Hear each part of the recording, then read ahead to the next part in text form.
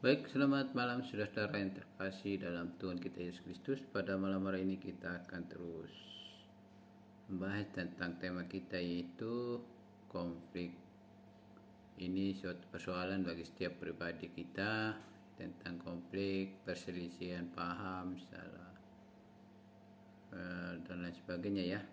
Pada topik berikutnya, yaitu poin yang berikutnya, kita akan membahas di mana konflik dan pertumbuhannya. Itu ya, kita akan pelajari bahwa tanpa kita sadari bahwa konflik juga menjadi pertumbuhan dalam pernikahan.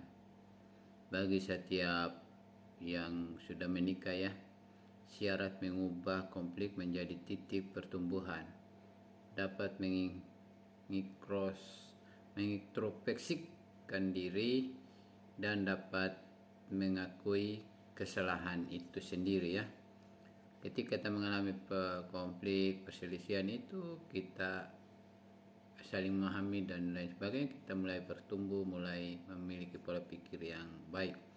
Biasanya konflik bisa menghancurkan suatu pertumbuhan relasi pernikahan bagi yang sudah menikah atau hubungan satu dengan lain dalam menjalani kehidupan ya, baik dalam pacaran dan lain sebagainya. Tapi saat ini kita akan melihat konflik bisa memberikan pertumbuhan di dalam suatu pernikahan, hubungan satu dengan yang lain ya, baik yang lagi dalam pacaran, menjalani hubungan itu ya.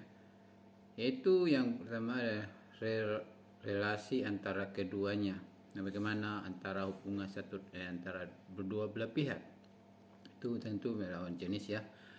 Konflik dapat menimbulkan pertumbuhan dengan cara memaksa kita melihat masalah yang menghambat relasi kita antara satu dengan yang lain ya. Ketika kita memahami penyebab konflik itu, maka kita mulai merubah pola pikir kita. Konflik yang tersedia akan membawa kita lebih dekat dengan satu sama lain. Konflik membuka kesempatan bagi kita untuk menguasai keterampilan baru, memahami satu sama lain, menyelaraskan perbedaan, mengendalikan diri dan secara kreatif memulihkan hubungan yang terputus.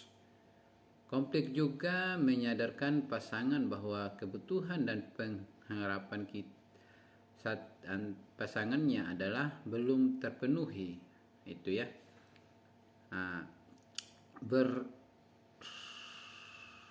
Berfungsi untuk membuat pasangan melihat dari kacamata kita atau dari pasangan kita ya, yang sudah menikah ya, dan bukan hanya sudut pandangnya sendiri saja, tapi berbagai macam sudut pandang yang akan dilihat ketika kami konflik tersebut. Mulai rubah pola pikirnya, mulai mengerti apa maunya, apa keinginannya dalam pasangannya ya, gitu ya. Syarat mengubah konflik menjadi titik pertumbuhan adalah berawal dari diri sendiri, yaitu dapat mengintrospeksi diri apa yang menjadi bagian kita dan dapat mengakui kesalahan. Artinya di sini untuk mengatasi sehingga konflik itu menjadi pertumbuhan dalam hubungan, baik dalam berkeluarga, saudara, teman, dan juga dalam pacaran, adalah kita mengintrospeksi diri, itu mengakui kesalahan, keterbukaan dengan dua belah pihak ya. Oh, ini yang seperti ini yang saya nggak mau, seperti ini yang saya nggak suka, ini yang saya harus mau. Mulai dari situ saling mempelajari sifat satu dengan yang lain ya. Cara mengubah konflik menjadi pertumbuhan adalah satu konflik, satu pujian. Setelah konflik berakhir, katakanlah sesuatu yang baik tentang pasanganmu, pujilah atau gimana gitu. Jadi kita itu tidak memberikan kepada kesan bahwa semuanya yang ada pada dia itu jelek ya, buruk ya, apa yang dia buat ya. Tapi kita memberi suatu apresiasi ya, membangunkan lah dia ya, gitu ya. Seperti itu. Satu tuntutan, satu saran memberikan saran bagaimana memenuhi tuntutan itu dalam keluarganya ya.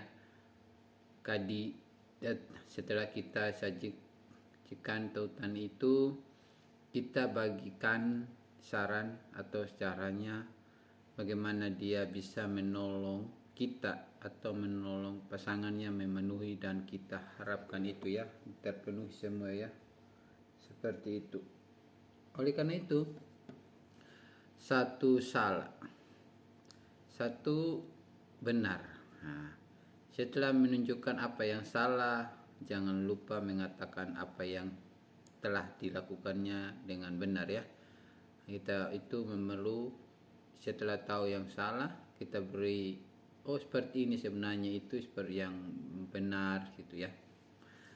Satu hari atau satu konflik itu meski masih ada konflik tuh, tundalah, beri artinya jangan melanjuti konflik itu, masih ada hari esok untuk membicarakan masalah yang lain gitu ya. Jangan juga langsung menuntut semua harus kelar pada waktu itu ya. Satu kejengkelan, satu juga perenungan bagi kita ya. Boleh kita jengkel dan lain sebagainya, tapi juga boleh kita renungkan sebelum mengatakan apapun. Pikirkanlah terlebih dahulu baru bertindak ya gitu ya. Yang berikutnya, satu tetes air mata itu sangat bermanfaat bagi setiap orang ya. Satu doa, kita minta kepada Tuhan, Tuhan dapat menjahit baju pernikahan yang robek, di mana Tuhan dapat sanggup suatu rumah tangga yang rusak, hubungan yang rusak, hubungan yang sering terjadi konflik itu. Datanglah kepada Tuhan agar Tuhan memampukan menolong supaya setiap masalah yang ada dapat Tuhan turut campur tangan bisa mengatasi semuanya ya. Di mana firman Tuhan di malam hari ini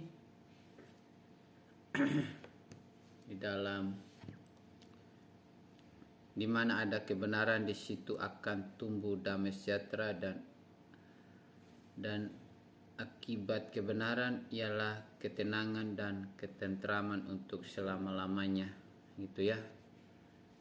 Seperti itu dalam kehidupan kita sebagai orang-orang yang terpercaya. Di dalam Yesaya pasal yang ke-32 ayat 17 di sana, mungkin kita bisa dapat membacanya ya, bahwa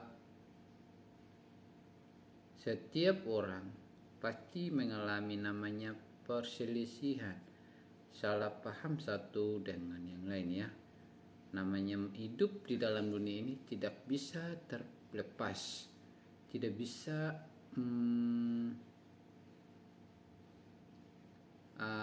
hindar dari masalah. Tadi itu di dalam Yesaya pasal 32 ayat 17 di sana dikatakan bahwa tadi saya sudah bilang, di mana ada kebenaran di situ akan tumbuh damai sejahtera.